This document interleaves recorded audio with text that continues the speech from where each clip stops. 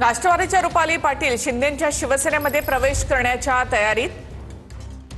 रुपाली पाटील यांनी खासदार श्रीकांत शिंदेंची भेट घेतलेली आहे। काँग्रेसच्या संगीता तिवारी सुद्धा रुपाली पाटील यांच्या सोबत श्रीकांत शिंदे यांच्या भेटीला गेल्या होत्या।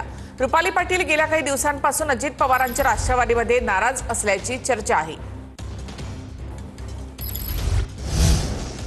तर कोणी पैसे दिले तर खाऊन घ्यायचं आणि बटण धनुष्यबाणाचं दाबायचं असं समोरचे लोक त्यांच्या बापाच्या तिजोरीतून पैसे देत नाहीत असं अब्दुल सत्तार यांनी म्हटलेलं आहे। अब्दुल सत्तार यांनी जालन्याच्या अंबडमध्ये सभेमध्ये हे वक्तव्य केलं आहे।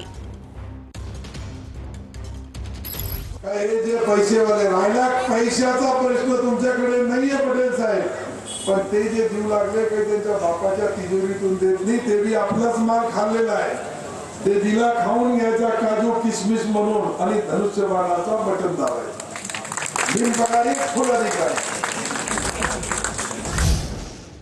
तर पुण्याच्या ढोबेवाडीमधील शेतामध्ये बिबट्या मृतावस्थेमध्ये आढळलेला आहे। मृत बिबट्या 3 महिन्याचा असल्याचा वन विभागाचा अंदाज आहे। या बिबट्याच्या मृत्यूचं कारण शवविच्छेदनानंतरच समोर येईल। पुण्याच्या ढोबेवाडीमधील शेतामध्ये बिबट्या मृतावस्थेमध्ये आढळलेला आहे।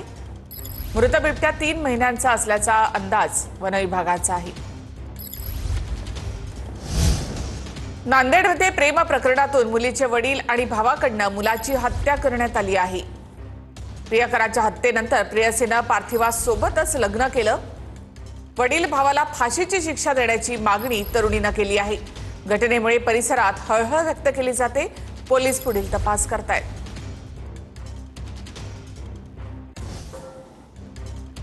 कल्याण पश्चिममध्ये वाहनांच्या लांबच लांब रांगा लागलेल्या आहेत। आनंद दिघे उड्डाण पूल दुरुस्तीच्या कामासाठी बंद आहे आणि त्यामुळे वालधुनी ते कोळसेवाडी विठ्ठलवाडी मार्गे जाणारी वाहतूक पत्रीपूल मार्गावर वळवण्यात आली आहे। शहराच्या मध्यभागामध्ये मोठ्या प्रमाणामध्ये त्यामुळे वाहतूक कोंडी झाली आहे। वाहन चालकांना अर्धा ते 1 तास या वाहतूक कोंडीमधून बाहेर पडण्यासाठी लागतायत। कल्याण पश्चिममध्ये वाहनांच्या लांबच लांब रांगा लागल्या आहेत। निलेश राणेंवर मालवण पोलीस ठाण्यामध्ये गुन्हा दाखल झालाय। घरामध्ये बेकायदेशीररित्या शिरल्याचा भाजप कार्यकर्ते विजय केनवडेकरांनी निलेश राणेंवर आरोप केला आहे। केनवडेकर यांच्या तक्रारीनंतर निलेश राणे यांच्यावर गुन्हा दाखल झालाय। तर निलेश राणेंना बळीचा बकरा बनवलं जातंय। शिवसेनेमधील इतर नेते रवींद्र चव्हाणांवर का बोलत नाहीत असा सवाल नितेश राणे यांनी केलाय।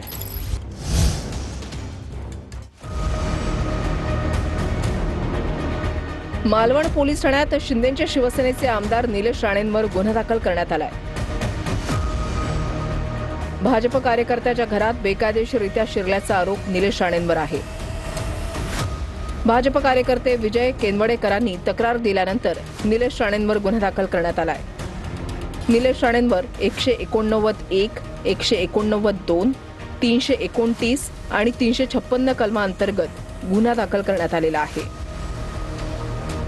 ज्यांच्या घरात पैसे सापडले त्यांना साधी नोटीस नाही, त्यांना साधं पोलीस स्टेशनमध्ये बोलवलंही नाही आणि आम्ही तो गुन्हा पकडून दिला।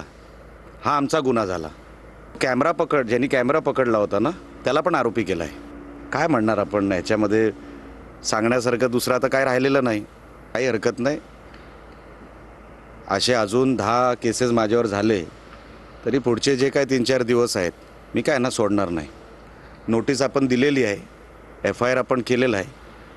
आता मला अटकही केलं पाहिजे। आपण नुसतं नोटीस देऊन कसं होईल? अटक ना कधी करणार? रवींद्र चव्हाण साहेबांच्या मार्गदर्शनाखाली हे सगळं चालू आहे। ते किती वेळा फोन करतायत, कोणाकोणाच्या नंबरवर फोन करतायत, त्यांचा PA किती लोकांना फोन करतोय, किती लोकांच्या टचमध्ये आहे, हे मलाही सगळं माहिती आहे। तुम्ही जर थांबवलं नाही अजून हे बरंच टोकाला जाणार आहे।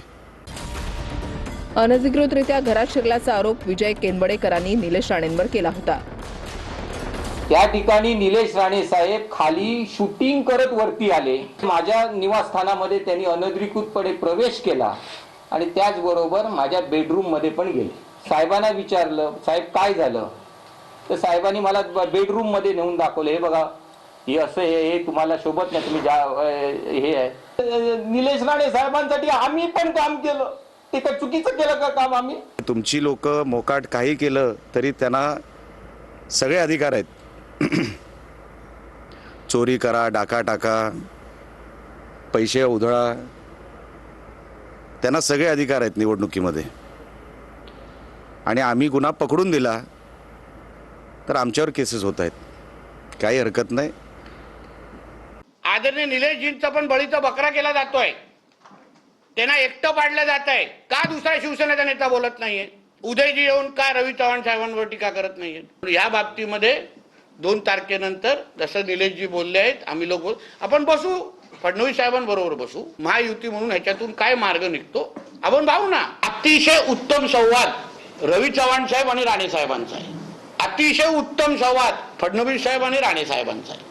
आणि म्हणून त्या लोकांना माहिती आहे ना काय विषय आहे. चुकीचं चित्र दिलं जातं, आम्ही सगळंच द्यायला तयार होतो. भाजपच्या हक्काचं नगराध्यक्षपद मागत होते. भारतीय जनता पक्ष म्हणून मतदारांना काय हवं आहे, मतदारांची स्वप्न कुठली पूर्ण करायची आहेत आणि आमची बाजू कशी भक्कम आहे हे सांगण्यासाठी ही निवडणूक लढवतोय. निवडणूक आयोगाने काय करावं, पोलीस खात्याने काय करावं हे सांगण्यासाठी ही आमची निवडणूक नाही किंवा आम्ही लढवत नाही. सिंधुदुर्ग जिल्ह्याच्या सगळ्या नगरपालिकेचं दीपकभाई केसरकर आणि निलेश राणे करतायत. त्याच्यामुळे निलेश राणेंच्या पाठी अख्खी शिवसेना आहे. हा काय वाद पक्षापक्षातला नाही आहे, पण निलेश राणेंना ज्या पद्धतीनं टार्गेट केलं जात आहे ते योग्य नाही, हे माझं देखील वैयक्तिक मत आहे. होऊ शकेल याचं पूर्ण जर कोणावर दोष जात असेल तर तो राजघराण्यावर जातो. केवळ तांत्रिक बाबीसाठी हा प्रकल्प 5 वर्ष त्यांनी अडवून ठेवलेला आहे. मल्टी स्पेशालिटीसाठी बजेट मंजूर आहे, त्याचं टेंडर झालेलं आहे, त्याची एजन्सी फायनलाइज झालेली आहे. त्यांना जर खरोखर लोकहिताची काळजी होती तर त्यांनी याच्यातून मार्ग काढायला पाहिजे होता. 2019 पासून मल्टी स्पेशालिस्टची जागा देण्याची क्लिअर झालेली, तरी पण केसरकरांना काय जमलं नाही ते संपवण्याचं, म्हणजे ती जागा मिळवून देण्याची. का अजूनपर्यंत आरोग्याची व्यवस्था बद्दल सावंतवाडी आणि वेंगुर्ल्याचे लोक आजही बोंब का मारतायत? आपण आमदार आहात.